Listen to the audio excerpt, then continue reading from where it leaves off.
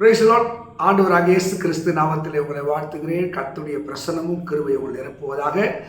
அருமையானவர்களே, நியாயாதிபதி புத்தகங்கள் 6ஆம் அதிகாரம் 14ஆம் வசனத்தில் கிதியோன் என்ற ஒரு மனுஷனை பார்த்து தேவன் சொல்கிறார், உனக்கு இருக்கும் இந்த பலத்தோடு போ. பாருங்க, ஆண்டவர் தான் படைத்த மனுஷனத்திலே சில விஷயங்கள் எதிர்பார்க்கிறார். அவங்களுடைய பர்சாலிட்டி, அவங்களுடைய குணங்கள், அந்த குணத்திலே உள்ளான மனுஷனுடைய பலன். நிறைய பேர் ஃபிசிக்கலாக நல்லா பியூட்டியாக இருப்பாங்க, ஸ்ட்ரக்சர் வைஸ் அழகாக இருக்கும்.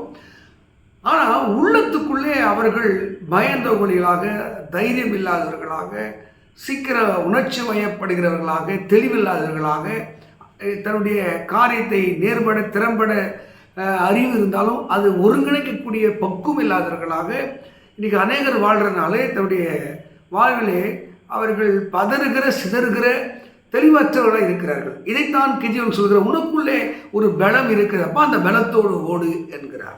என்ன பலன்?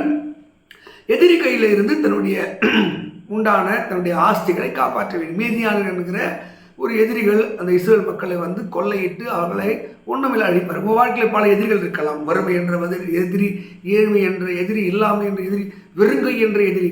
இதெல்லாம் நீங்கள் மேற்கொள்ளணும்னா உங்களுக்குள்ளே ஏதோ ஒரு விஷயத்தை தேவன் வைத்திருப்பார். அதை சிந்திக்கணும். ரொம்ப எது எனக்குள்ளே என்ன இருக்கிறது, எனக்குள்ளே என்ன வைத்திருக்கிறார். உங்களுடைய குரல் வளமாக இருக்கலாம், உங்களுடைய அறிவாக இருக்கலாம், திறமையாக இருக்கலாம், ஞானமாக இருக்கலாம், புத்தியாக இருக்கலாம், உங்கள் சரீரமாக, ஏதோ ஒன்றை தேவன் மற்றவர்களை விட விசேஷமாக வைத்திருப்பார். இதைத்தான் கிதியோனுக்கு சொல்கிறார், உனக்கு இருக்கும் இந்த பலத்தோடு போ. உதாரணத்துக்கு தாவீது வந்து கோலியாத்தை வீழ்த்தினான். அவனுக்கு சரீர பலம் இல்லை. சரீர பலம் என்ன? கோலியாத்து நல்ல உயரமானவன், பலசாலி, கத்தி வீசி கொல்லக்கூடிய திறன் பெற்றவன். ஆனால் அவனை இந்த ஃபிசிக்கல் ஸ்ட்ரென்த்தில் போய் ஒன்றும் பண்ண முடியாது. அவனுக்கு வேறு ஸ்பெஷல் வேணும். அதுதான் தாவீது, என் பலனாகிய கர்த்தாவே நான் உண்மையில் அன்பு கூறுகிறேன். அதே சங்கீத 18:1 சொல்கிறாரு. சங்கீத 18:32 சொல்லும்போது, என்னை பலத்தினால் இடை கட்டி என் வழியை செவையாக்குறவர் நீரே என்றான். அப்போ என்ன சொல்ல, ஆண்டவருடைய பலனை அன்றைக்கி நம்புறதில்லை, விசுவாசிக்கிறதில்லை. நீ ஏசப்பா நம்பிப்பார், மகனை நம்பிப்பார். உன் வாழ்க்கையில் எது பலவீனமாக, எது சாத்தியம் இல்லையோ, எது நடக்கவில்லையோ அதிலே ஒரு கருவியாக கர்த்தர் பயன்படுத்துவார். உங்கள் சொல்வன்மையை மாற்றுவார். உங்கள் திறமையை, அது நிறைய நல்ல திறமை இருக்கும், வெளியே வர மாட்டாங்க. நீங்கள் இறை நம்பிக்கை உள்ளவர்களாக இருப்பீர்கள். உங்களுக்கு ஒரு நல்ல செய்தி. இன்றைக்கு தேவன் சொல்லுகிறார், உனக்கு இருக்கும் இந்த பலத்தோடு போ. நீ குறைய பார்த்து எனக்குள்ளே இது இல்லையே, எனக்குள்ளே அது இல்லையே, நீ ரொம்ப குறைய தேட ஆரம்பித்து வாழ்க்கையில் குறைந்தவனாக காணப்படுகிறாய். உனக்குள்ள இருக்கிற நிறைவை பார்த்து நீ நிறைந்தவனாய் மாறத்தான் உனக்கு இருக்கும் இந்த பலத்தோடு போ. உன்னை அனுப்புகிற தேவன் நான் அல்லவா. ஆண்டவருடைய திறமையின் அடிப்படையிலே, அறிவின் அடிப்படையிலே, ஞானத்தின் அடிப்படையிலே அவர்களை உயர்த்துள்ள, உங்களுடைய புரிதல் அடிப்படையிலே அவங்க உயர்த்து. உங்கள் புரிதல், உங்களுக்கு எது வருமோ, எது உங்களுக்கு எளிதாக இருக்குமோ அதிலே தான் ஆண்டவர்களை ஆசைப்பார். நிறைய பேர் மாதம் 2 லட்சம் 3 லட்சம் சம்பாதிக்கிறவர் கூட சொந்த வீட்டில் இல்லை. ஒரு சாதாரண மாதத்தை 20,000 25,000 சம்பாதிக்கிறவர்கள் சொந்த வீட்டில்.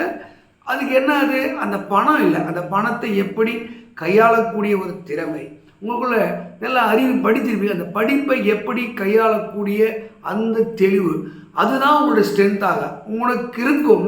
அந்த பலத்தோடு போ. அப்போது எதிரிகள் பெரிய கூட்டம் தான், மாஸ் க்ரௌடு தான், அவன் கையில் போய் ஒன்றும் பண்ண முடியாது. ஆனால் அவன் வருவதற்கு முன்னாடியே நான் இதெல்லாம் செய்தால் என்னுடைய நன்மை எனக்கு கிடைக்கும் என்பதை உணர்ந்தான்.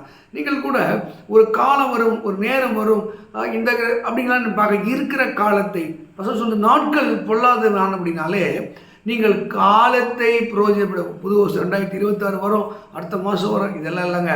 இன்றைய ரட்சணை நாள், இன்று அணுக்கிற நாள். இந்த நாள் தான் தேவன் உங்களுக்கு கொடுத்த நாள். இந்த நாள் நீங்கள் சிந்திக்கிறார், இந்த நாள் நீங்கள் செயல்படுகிறார், இந்த நாள் உங்கள் உரிமைக்காக நீங்கள் குரல் கொடுக்கிற நாள். மக்களே, உனக்குள்ளே வைத்திருக்க பலன் போதும், இந்த அறிவு போதும், இந்த திறமை போதும். நீ எக்ஸ்ட்ரா எங்கேயோ தேடாத, எங்கேயோ போய் தேடாத. உனக்குள்ளே தேவன் 1000 10,000 சிறந்தவைகளை வைத்திருக்கிறார். வசனம் சொல்றது, உனக்கு இருக்கும் இந்த பலத்தோடு போ. இந்த பூமிக்கு உன்னை அனுப்பின தேவன் சொல்லுகிறார். உன்னை எதற்காக அனுப்பி, அதை நிச்சயமாக உன் வாழ்க்கையில் செய்வேன். தாமத்தை காத்திரு, அது முடிவிலே விளங்கும். இந்த வசனத்தை படி தேவன் உங்களை ஆசோத்து உங்கள் பலத்தினால் இடைகட்டி உங்கள் வழியை செவையாக்குவாராக. God bless you.